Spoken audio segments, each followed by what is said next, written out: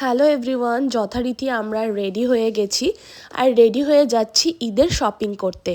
আজ হলো second day shopping, মানে ফার্স্ট ডে শপিং এই কারণেই বললাম না, কেননা আমরা বহরমপুরে থেকেই লালবাগে যখন গেছিলাম একটা কসমো বাজার ওপেন হয়েছিল নিউ, শপিং করে নিয়েছি। তো আজ হলো সেই জন্য সেকেন্ড ডে আমরা বেরিয়ে গেছি মার্কেটে। আর ঈদের জন্য সব জায়গায় এত সুন্দর ডেকোরেশন করেছে, মানে ভালোই লাগছে দেখে। তো এখান থেকে কিছু কিনবো, অনেক শপিং করেছি, এখান থেকেও জমিয়ে শপিং করেছি, প্রচুর প্রচুর কালেকশন এই ভাইয়াদের কাছে। তাছাড়া হচ্ছে কি এই মার্কেটে গিয়ে এত ভালো পাঞ্জাবির কালেকশন, আমার একটা দাদা একটা ভাইয়ের জন্য এখান থেকে পাঞ্জাবি কিনবো। মানে প্রচুর শপিং হয়েছে। ঈদের শপিং ব্লগ যখন আসবে তখন অবশ্যই তোমাদের সাথে শেয়ার করব যে কি কি কিনেছি, আর যখন যাকে যেটা দেবো সেটা তো অবশ্যই দেখিয়ে দেবো। তোমরা চ্যানেলে চোখ রেখো, যারা ভালোবাসো অবশ্যই দেখতে পাবে।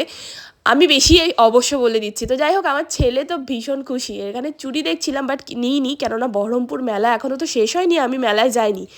মেলায় গিয়ে সব এইসব জিনিসগুলো কিনবো। এরপরে একটু ম্যাঙ্গো শেক খেয়ে চলে এসেছি রুমে। এসে একটু কাবাব আর মিক্সড নুডলস, হাক্কা নুডলস আমরা ডিনারে খেয়ে নিলাম। এটাই হলো আমাদের ডিনার। একটু ইচ্ছে হলো চাইনিজ কিছু খাবো। আর এখানে বাবু ডাইপার, ওই তো ওখানে আছেন, লিটিলের ডাইপার অর্ডার করেছিল। রাত এখন 12টা বাজছে। আর এখানে ডায়েট কোক আছে, আর এখানে অরুণের আইসক্রিম আছে। আমাদের বহরমপুরে এখন এটা ট্রেন্ডিং চলছে, মানে অরুণ নিয়ে সব মেতে গেছে। আর আমি ওখানে খেতে যাইনি, এখানে রাত 12টায় বসে বসে পেয়ে গেলাম। অরুণ আইসক্রিম ভালো খেতে, আমুলের থেকে ভালো খেতে। হ্যাঁ অবশ্যই।